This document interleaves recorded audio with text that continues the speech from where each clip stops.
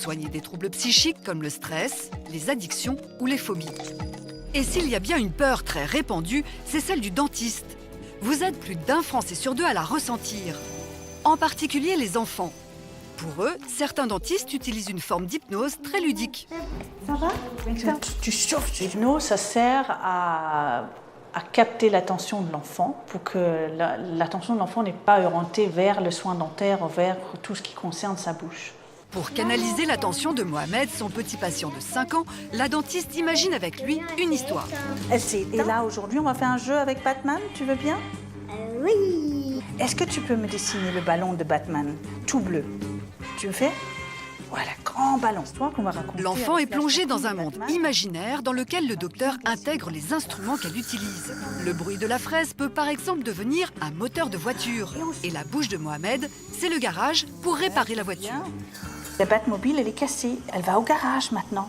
Alors, tu peux m'ouvrir la bouche comme le garage? Ouais, c'est bien. L'hypnose joue donc sur notre imaginaire, mais elle peut aussi influencer notre perception de la douleur en la diminuant. Explication. L'hypnose permet au cerveau d'envoyer ce qu'on appelle un signal inhibiteur descendant.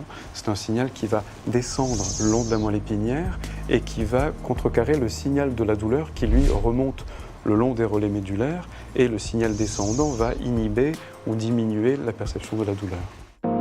En clair, le signal de la douleur n'arrive plus, ou alors moins fort, jusqu'au cerveau.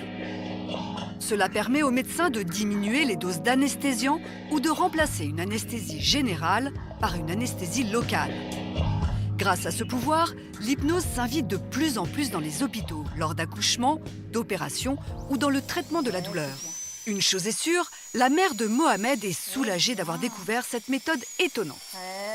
On l'a emmené au moins 5-6 fois chez les autres dentistes. Il refusait de se laisser faire, il pleurait, les cris, c'était dans tout le cabinet. Et en venant ici, il n'a plus peur en fait. Mais l'hypnose peut-elle aller plus loin et guérir une phobie ?